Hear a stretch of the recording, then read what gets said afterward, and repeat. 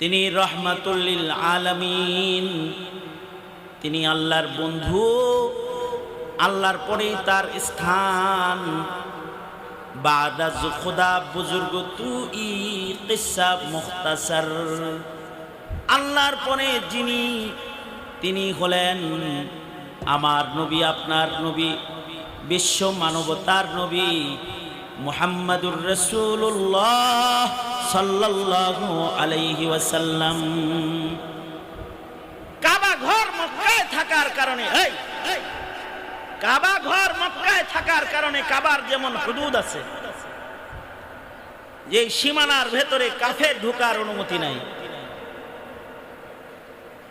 ঠিক মদিনায় মুহাম্মাদুর রাসূলুল্লাহ সাল্লাল্লাহু আলাইহি ওয়াসাল্লাম শুয়ে থাকার কারণে। বাবাজি ওয়াজ করছিলেন, ওয়াজ করছেন না করবে না? হ্যাঁ, সামনে বসেন, মোটা মানুষ। এক মাহফিলে আমি গেছি, 4.5 ঘন্টা ওয়াজ করছে। আমি যাওয়ার পরে মাইক ছাইরা দিয়ে কয়, আমার হযরত আসছে, আমি আমার সংক্ষিপ্ত কথা এখানেই শেষ করতেছি। 4.5 ঘন্টা ওয়াজ করে কয় সংক্ষিপ্ত কথা শেষ করছে। এখানে তো বক্তাদের বাজার বসছে। ফেরদৌস ভাই, ওনার পরে ওয়াজ করাই কষ্ট। উনি তো যে হুঙ্কার গর্জন দেয়, ওনার পরে কি আর এরকম ঠান্ডা মানুষের ওয়াজ চলে?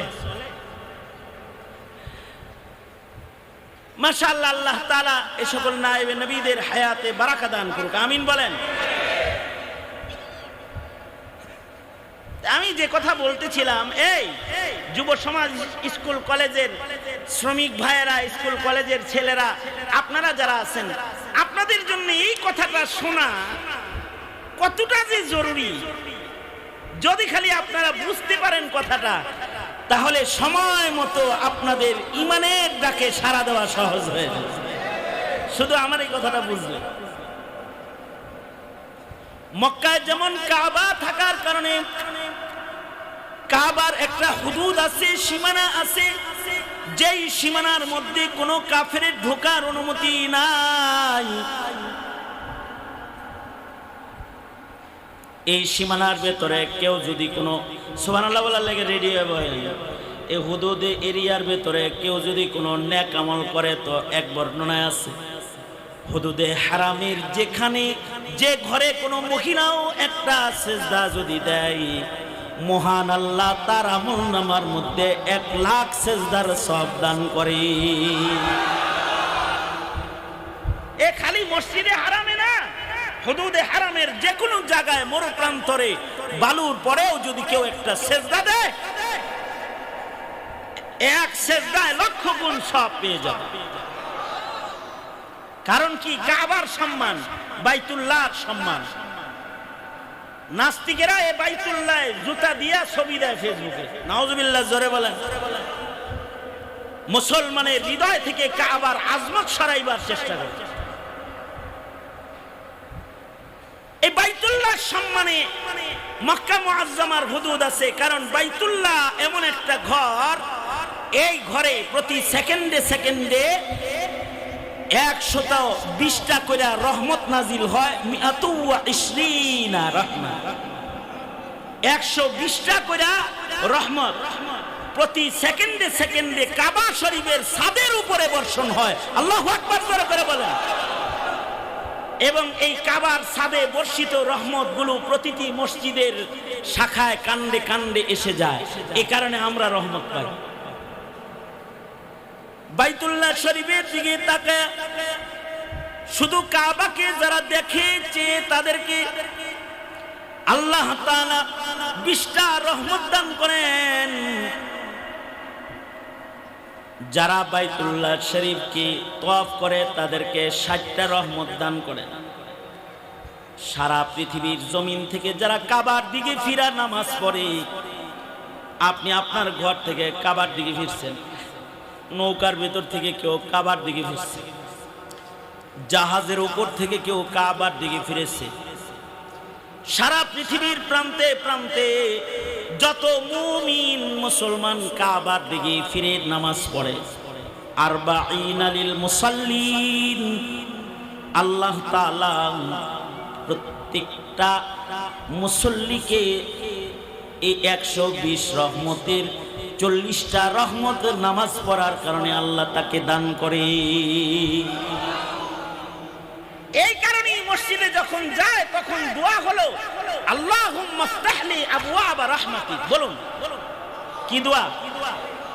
এই যুবক ভাইরা ভালো করে বলেন, আমার সাথে বলেন আল্লাহুম্মা ইফতাহলি, আওয়াজ করে বলেন আল্লাহুম্মা, আল্লাহুম্মা, আর জোরে, জোর হইল না, আল্লাহুম্মা, আল্লাহুম্মা ইফতাহলি আবওয়াবা রাহমাতিক। অর্থাৎ হে আল্লাহ, আমি মসজিদে আইছি, আপনি আমার লেগা রহমতের দরজা খুলে দেন। তার মানে আমি মসজিদে আইছি টাকার জন্য না, মসজিদে আইছি ভোট চাওয়ার জন্য না। যারা মসজিদে ভোট চাওয়ার জন্য যায়, কিছু আছে মসজিদে যাই ভোট চাওয়ার। এই মসজিদে সারা জনম যাইতে হইব রহমত পাওয়ার লেগা। দুনিয়ার ধান্দা করে যারা মসজিদে যায়, ওদের মসজিদে যাওয়া হয় না। করেন কে মিয়া? জোরে আওয়াজ করে বলেন, ঠিক না বে ঠিক? জোরে বলেন।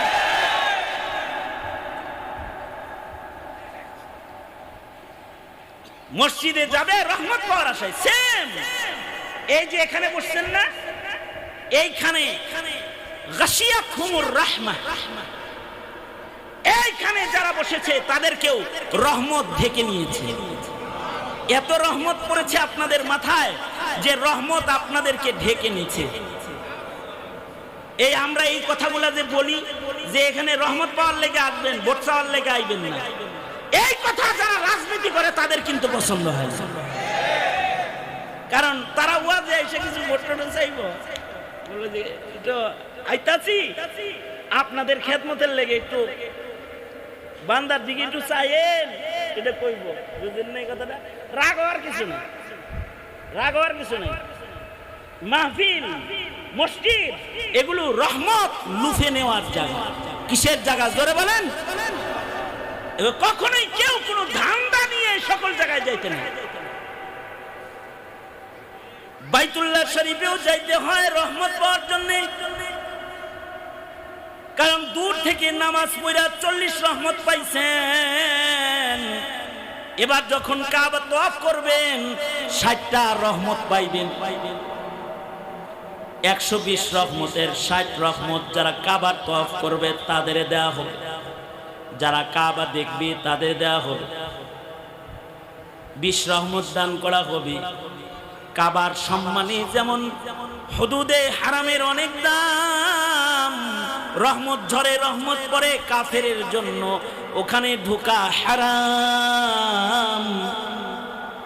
মদিনাতুল মুনাওয়ারায় ঘুমায় আছেন রহমাতুল লিল আলামিন সাইয়্যিদুল মুরসালিন নবী। নবীজি মদিনায় শুয়ে আছেন বিধায় মদিনার মাটিরও অনেক দাম। মদিনারও হুদুদ আছে, এই হুদুদের সীমানার ভেতরে কোনো বেঈমানের ঢোকার অনুমতি নাই। এমনকি দাজ্জাল পৃথিবীতে আসবে, দাজ্জাল, যে দাজ্জালকে ঈসা আলাইহিস সালাতু ওয়াস সালাম হত্যা করবেন। ঈসা আলাইহিস সালাতু ওয়াস সালাম যে আবার ফের আসবেন দাজ্জাল মারার লেগাইবেন। এবং এই পৃথিবীতে কালিমার পতাকাকে উঁচু করার জন্য পয়গম্বর ঈসা জমিনে আসবেন, নবী হয়ে না, নবী হিসাবে না, উম্মত হিসাবে আসবেন। উনার সন্তানদের কালিমা হবে লা ইলাহা ইল্লাল্লাহ মুহাম্মাদুর রাসূলুল্লাহ। উনার বিবি যারা হবে তখন দুনিয়াতে 40 বছরে, বিবিদের কালিমা হবে লা ইলাহা ইল্লাল্লাহ মুহাম্মাদুর রাসূলুল্লাহ। ঈসা আলাইহিস সালাতু আনোয়ার শাহ কাশ্মীরি রহমাতুল্লাহ আলাইহি ওনার কিতাবে লিখেছেন ঈসা নবীর বউয়ের কালিমা হবে লা ইলাহা ইল্লাল্লাহ মুহাম্মাদুর রাসূলুল্লাহ। ঈসা নবীর সন্তানদের কালিমাও হবে লা ইলাহা ইল্লাল্লাহ মুহাম্মাদুর রাসূলুল্লাহ। এমনকি ঈসা আলাইহিস সালাতু ওয়াস সালাম নিজেও কালিমা পড়বেন, লা ইলাহা ইল্লাল্লাহ মুহাম্মাদুর রাসূলুল্লাহ। এবং আল্লাহর রাসূলের হুজরায়ে আয়েশায় তিনি দাফন হইবেন। ময়দানে মাহশরে ঈসা নবী দুই পরিচয় নিয়ে দাঁড়াবেন, একটা হলো নবুয়তের পরিচয় আর একটা হলো উম্মতের পরিচয়।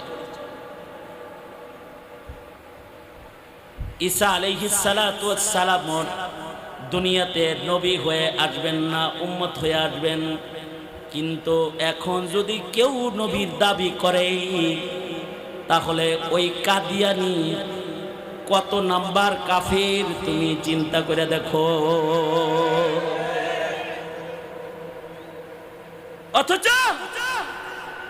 আশ্চর্য বিষয়, আমাদের দেশে নেতারা তারা বিদেশ থেকে এয়ারপোর্টে এসে দাঁড়ায় বলে যে আহমদিয়া জামাতের অধিকার ফিরিয়ে দেওয়া হবে।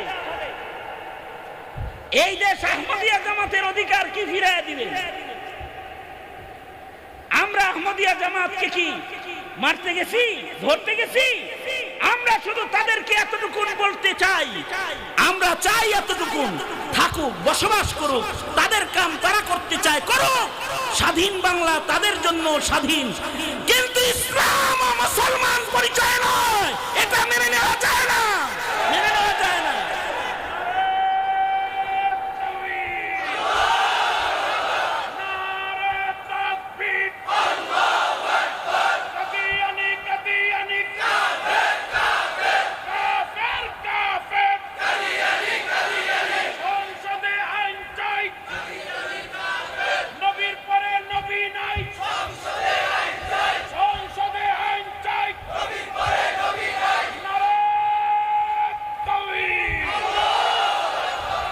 কেউ কন্যাই তকবীর দেয়, এই স্লোগানগুলো কেউ দেন নাই, এমন কেউ আসেন না। যদি না দিয়া থাকেন এই ফিরে আবার তকবীর একবার দেখ, এই কাফারাটা আদায় করেন। কারণ তো যদি আপনি এই তকবীরে অংশগ্রহণ না করে থাকেন তাইলে এটা ইমানের খতরা। আবার বলো তো বাবা,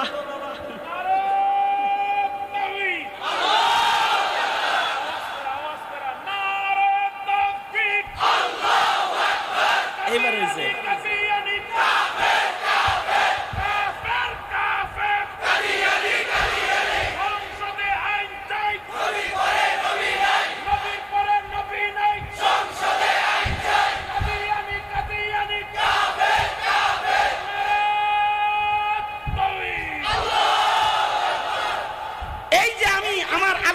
একটা অংশের জায়গায় চলে আসছি, সেটা হলো মদিনাতুল মুনাওয়ারাতে ঈসা আলাইহিস সালাতু ওয়াস সালাম দাজ্জালরাও ঢুকতে দিবে না, দাজ্জালকেও ঢুকতে দিবে না। দাজ্জাল সব জায়গায় ঢুকতে পারবে, মদিনায় ঢুকতে পারবে। তার মানে দাজ্জালের এত ক্ষমতা নিয়ে আগমন করবে, দাজ্জাল যে এক হাতে জান্নাত এক হাতে দোজখ, কপালের পরে লেখা থাকবে আল্লাহু, এরকম জিনিস লেখা থাকবে, আল্লাহ লেখা থাকবো। আবার এরকম ধোঁকা দিবে যে জান্নাত জাহান্নাম দেখাইতে থাকবে। দাজ্জালের কাছ থেকে কেউ যদি জান্নাত নিতে যায় তাহলে সে দোজখে চলে যাবে, আর দাজ্জালকে কাফের বইলা কেউ যদি দোজখের আগুনে পড়াও যায়, সরওয়ারে দু আলম বলেন সে আল্লাহর জান্নাতে ঢুকে পড়বে। তাকে হত্যা করে ফেলবে। সেইখানে বাংলাদেশে কাদিয়ানি মুসলিম পরিচয়ে থাকার কারণে ওরা কাফের হয়ে বিশাল হইয়া মক্কা মদিনায় চলে যায়। এই কারণে আমরা চিল্লাই যে সংসদে আইন করো, কাদিয়ানি কাফের। কারণ তোমার আমার কারণে যেখানে দাজ্জাল ঢুকতে পারে না, ওখানে তোমার আমার ইমানি দুর্বলতার কারণে কাদিয়ানিরা ঢুকে যায়। এ কারণে রাসূল যদি তোমাকে আমাকে জিগায়, 17 কোটি উম্মত আমার, তোরা এতটুকুন করতে পারলি না যে কোনো কাফেরকে মদিনায় ঢুকতে দিবি না, মক্কায় ঢুকতে দিবি না, সেদিন তোমার আমার জবাব কি হবে? সঙ্গত কারণে আমি এটা বলতে চাই, যাদের এই ইমানটা বুঝে আসে যে আমার নবী শেষ নবী, তাদেরকে বলছি বাংলাদেশের মাটিতে নবীর খাতমে নবুয়ত রক্ষা করতে যদি ডাক আসে,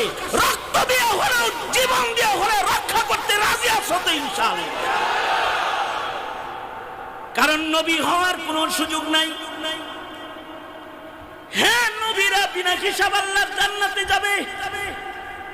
বাবা আদম থেকে শুরু করে আমার নবী পর্যন্ত যত পয়গম্বর জমিনে এসেছে সব নবীরা বিনা হিসাব জান্নাতে যাবে। কিয়ামত পর্যন্ত কোনো মানুষের নবী হওয়ার সুযোগ নাই। তবে আরো 3টা বিনা হিসাব জান্নাতের লাইন আছে। এই 3 জায়গায় যাওয়ার সুযোগ আছে। তাই এই 3 জায়গায় যাওয়ার মেহনত করা একটা মুমিনের জন্য জান্নাতে যাওয়ার সবচেয়ে সহজ পথ। অর্থাৎ হিসাব ছাড়া জান্নাতে যাওয়া যায়। এই 3 পথের একটা পথ হলো সিদ্দিকদের পথ। কেউ যদি সিদ্দিক হয়ে যায় তাহলে সে বিনা হিসাব জান্নাতে যেতে পারে। সিদ্দিক কিন্তু কিয়ামত পর্যন্ত হবে। কিছু মানুষকে আল্লাহ তাআলা সিদ্দিক বানাবে তার ঈমানের অটলতা, তার আমলের স্বচ্ছতা, তার তওবার গভীরতা, তার গুনাহমুক্ত তাকওয়ার জিন্দেগি, এটার কারণে সে সিদ্দিক হয়ে কবরে যাবে। কিয়ামতের পূর্বেও কিছু মানুষ সিদ্দিক হয়ে কবরে চলে যাবে। আল্লাহু আকবার কাবীরা, জোরে করে বলেন সিদ্দিক হইতে পারে। সিদ্দিক হওয়ার জন্য কি কি গুণ লাগে? সিদ্দিক যদি হইতে চাও তাহলে হুয়া সিদ্দিকুল্লাযী লা ইউখালিফু যাহিরুহু আন বাতিনিহি। সিদ্দিক হইতে হইলে উপরেও ঈমান লাগবে, ভিতরেও ঈমান লাগবে। আমাদের দুনো সমস্যা আছে। একদল আছে উপরটা ইহুদ নাসারার বানায় কয়, ভিতরে আমাগো ঠিক আছে। আর আমগর রাবিয়া বসরি ইন্ডিয়া গেছে যে, উনি তাহাজ্জুদ পড়তো, তাসবিহ লয়ে বয়ে থাকতো, হিজাব পরে ঘুরতো, এই পর্যন্ত জামার হাতা পড়তো, কিন্তু বৈশা বৈশা নাস্তিক পালতো। ওয়াসিদ্দিকুল্লাযী লা ইউখালিফু যাহিরুহু আন বাতিনিহি। সিদ্দিক হইতে হলে জাহিরটা যেমন হবে বাতিনটা ওইরকম হবে। ভেতর যেমন হবে উপরও, ভেতর যেমন উপরও তেমন। তাইলে যারা এই রীতিনীতিতে বিশ্বাসী যে ভিতরে ঈমান রাখলেও হয়, হুজুর এত কথা কইেন না, আমাগর ভিতর ঠিক আছে, এই দাবি যারা করে যে ভিতরে আমাদের কি আছে, এরা প্রকাশ্যে নামাজ করবে না, কয় আমরা গোপনে নামাজ করি। ফাইজলামি করতে আর জায়গা বান্না না। এরা প্রকাশ্যে ইফতার সেহরি করে না, আর কয় রোজা রাখছে, রোজা আছে। এরা হজ করে না, এরা যাকাত দিতে চায় না, ইবাদত করে না, পর্দা করে না, কয় মনের পর্দা বড় পর্দা। আপনাদের এলাকায় এগুলো নাই। এটা আমি আমাদের ঢাকার ওই পাশের এরিয়ার বদনাম করতেছি আর কি, ঢাকা দক্ষিণের বদনাম করতেছি। নাকি আপনাদের এলাকায় আছে এগুলো? আছে, এরকম আছে। এই কোয়ালিটির ইমানদার গুলা ডাইরেক্ট জান্নাতে যাবে না, যদিও তাদের মুখে থাকে লা ইলাহা ইল্লাল্লাহ মুহাম্মাদুর রাসূলুল্লাহ। তার মানে তাদের ভেতর বাহিরের ঈমান কিনা এক না। তবে ওই মানুষগুলা যাদের ভিতরের ঈমান ঠিক আছে, বাহিরটা কোনো কারণে সজ্জিত হয় নাই, তাদের চাইতে ওই মানুষগুলা বেশি ভয়ঙ্কর যাদের উপরে ফিটফাট ভেতরে বলেন উপরে ফিটফাট ভেতরে সদরঘাট। এদেরকে আল্লাহর রাসূল বলেছেন এই মুনাফিকগুলা যারা, যাদের ফি কুলুবিহিম মারাদ, যাদের অন্তরের ভেতরে ব্যাধি, এরা কিন্তু ইন্নাল মুনাফিকিনা ফিদ দারকিল আসফালি মিনান নার, এরা কাফেরের চাইতেও নিচের জায়গায় দোজখের আগুনে থাকবে। সুতরাং সাহাবায়ে কেরাম যারা উঁচু পায়ের ইমানদার ছিলেন, তারা নবীর কাছে যায় বলতেন, এই জিনিসটা খালি বুঝা যান তাহলে আজকে আমার আলোচনা শেষ। আমি আবার এই 2-1 সপ্তাহের ভিতরে আশপাশে আইতাছি ইনশাআল্লাহ। সুতরাং একদিনে এতগুলো ওয়াজ করার দরকার নাই। কি এই জিনিসটা বুঝা যান খালি, সেটা হলো সাহাবীরা এ কোয়ালিটির ইমানদার হওয়ার পরেও ওনারা ভেতরের ওই জিনিসটাকে ভয় করতেন। এ কারণে হানজালার মতো ইমানদার সাহাবী, তাকে আসমানে গোসল দেওয়া হয়েছে, অথচ উনি বলতেন না ফাঁকা হানজালা, হানজালা মুনাফিক হয়ে গেছে। অথবা হযরত উমরের মতো মানুষ নবীর কাছে যায় বলতেন না ফাঁকা উমর, ওগো আল্লাহর নবী আমি মনে হয় মুনাফিক হয়ে গেছি। অথবা হযরত আবু বকরের মতো মানুষ রাসূলের কাছে যায় কয় নবীজি আমি মনে হয় মুনাফিক হয়ে গেছি। আর তোমার ঈমান এত স্বচ্ছ, তুমি মৌলবীরে দাতানি দিয়ে বলো যে আমরাও জানাজা পড়াইতে পারি, আমরাও ইমামতি করতে পারি, তাতে পারা দিলে সূরা ফাতিহা হবে আর হবে না? বড় গলায় কথা কও, বেয়াদব কোথাকার। তাতে পারা দিলে সূরা ফাতিহা হবে আর হবে না? অথচ আবু বকর, ওমর, উসমান, হানজালার মতো সাহাবীরা তারা ভয় করতেন যে আমাদের উপর ঠিক আছে, বাট মনে হয় আমাদের ভেতরটা আল্লাহর পছন্দ হইল কিনা, এই ভয় করতেন এবং নবীর কাছে যায় কাঁদতেন। কান্দার পরে এই প্রশ্নটা শিখানোর জন্যই আমি আজকের আলোচনার এই জায়গাটায় এসেছি। সাক্ষাতে কোনো জায়গায় পরের আলোচনাগুলো করব, এই জায়গাটা বুঝাই আজকে দোয়া। সেটা হলো এই রাসূল জিজ্ঞাসা করছেন তাদেরকে, আবু বকর, ওমর, হানজালাকে নবী জিজ্ঞাসা করতেছেন, এই তোমাদের নিজেরে নিজে মুনাফিক মনে করো কেন তোমরা? আল্লাহ নবী বলতেছেন যে তোমরা নিজেদেরকে মুনাফিক ধারণা করো কেন? তারা যে প্রশ্নটা শুনে উত্তর দিতেছে, এমন হালত আপনারও হয়, আমারও হয়, আমাদেরও সবার হয়। তারা বললেন যে নবীজি আপনার কাছে আইলে মনে হয় যে এখন জীবনটা দিয়ে দিব, সারা রাত নামাজ পড়ব আর ইবাদত করব। ঈমানের যে জজবার হালতটা আপনার সামনে আইসে হয়, বাড়ি গেলে এটা ঠিক থাকে না আমাদের। বুঝছেন বিষয়টা? যেমন আপনারা যারা আছেন এখানে, আপনাদেরকে আমি মৌলবী যখন বয়ান করতেছি, এখন আপনাদের কইছি যে এই কারা কারা জান দিবেন, কি আওয়াজে কইলেন যে দিল? জজবাটা আইছিল না? আইছিল না একটা জজবা? এখন যদি আপনাদের কই চলেন যাই জেহাদে যায় জীবন দিতে হইব, তাও চাইবেন, এরকম একটা ভাব ভিতরে আয়া পড়ছে আর কি। কিন্তু বাদ যায় পরে যে আগে যেরকম লাগে এখন তো এরকম লাগে না। মানে বাড়ি যাওয়ার পরে পরিবেশটা যখন ভিন্ন হয়েছে তখন অন্য হালত অনুভব হয়। সাহাবীরা এই কথাটাই বলতেছে, নবীজি আপনার সামনে আমাদের একরকম লাগে, বাড়ি গেলে আর এক রকম লাগে, এই কারণে মনে হয় যে মুনাফিক হয়ে গেলাম কিনা। আল্লাহর রাসূল তাদের বললেন না না, নবুয়তের আলোর কাছে বসার কারণে তোমাদের ঈমানে তারাক্কি হয়। কাসেম নানতুবি রহমাতুল্লাহি আলাইহি এই কথাটা বুঝাইতে যায় সুন্দর একটা কথা বলেছেন। হুজ্জাতুল ইসলাম কাসেম নানতুবি রহমাতুল্লাহি আলাইহি বলেন, সাগরের পানি কখনো কমেও না কখনো বাড়েও না, সাগরের পানি যা ছিল তাই আছে। সৃষ্টির পর থেকে সাগরের পানি যা আল্লাহ বানাইছে তা আছে, কোথাও পানি যায় নাই, হারায় যায় নাই। পানি নিচে থাকে যখন ঠান্ডা থাকে, কিন্তু কখনো কখনো সাগরের পানি ফুইলা উপরে উঠা যায় বাতাসের স্পর্শের কারণে। বাতাসের স্পর্শের কারণে যেমন সাগরের পানি, শান্ত পানি উপরে উঠা যায়, 200 ফিট উপরে উঠে যায়, 300 ফিট উপরে উঠে যায়, 20 ফিট উপরে উঠে যায়। বাতাস চলে যায় তো ঢেউ থেমে যায়, আবার পানিটা যেমন নিচে নেমে যায়। তার মানে এই না পানি বুঝি হারায় গেছে, পানি আগে যা ছিল এখনো তাই আছে, কিন্তু বাতাসের ছোঁয়ার কারণে পানি জোয়ার এসে উত্তেজনায় পানিটা ফেনাগুলো উপরে উঠে গেছে।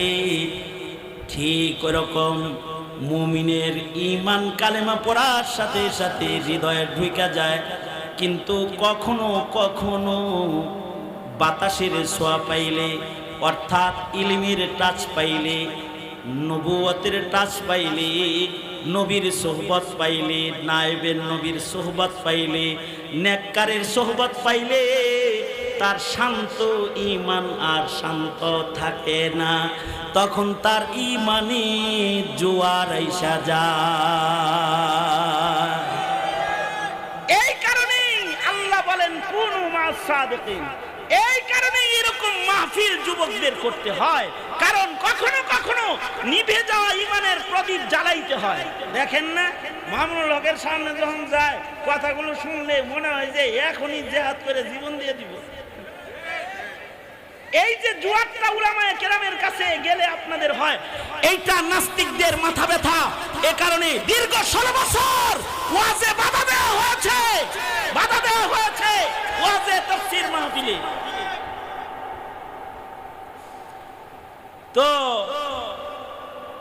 নবী তো হওয়া যাবে না, কিন্তু সিদ্দিক হওয়া যাবে, অথবা শহীদ হওয়া যাবে। ইমানে জোয়ার আসলে, ইসলামের জন্য শহীদ হলে বিনা হিসাব জান্নাত পাওয়া যাবে, অথবা ইমান আর আমল শিখলে নেককার আল্লাহ ওয়ালা যদি হওয়া যায়, তাহলে বিনা হিসাব জান্নাতে যাওয়া যায়।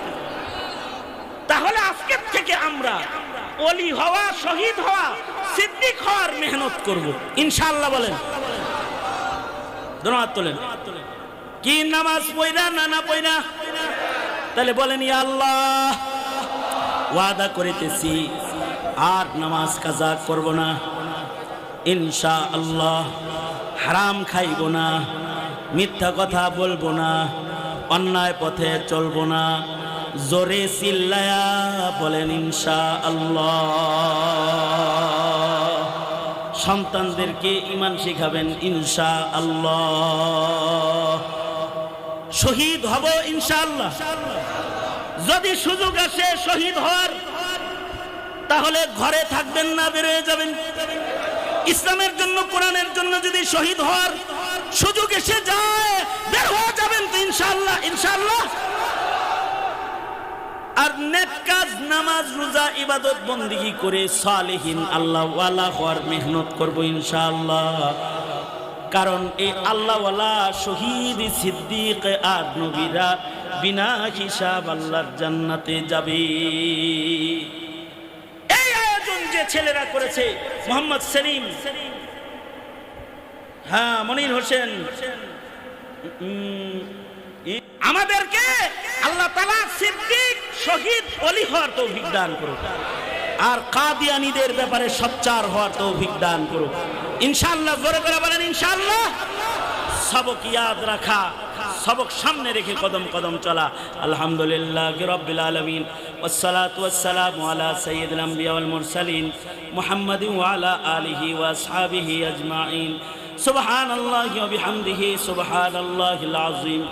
ربنا آتنا في الدنيا حسنة وفي الآخرة حسنة وقنا عذاب النار.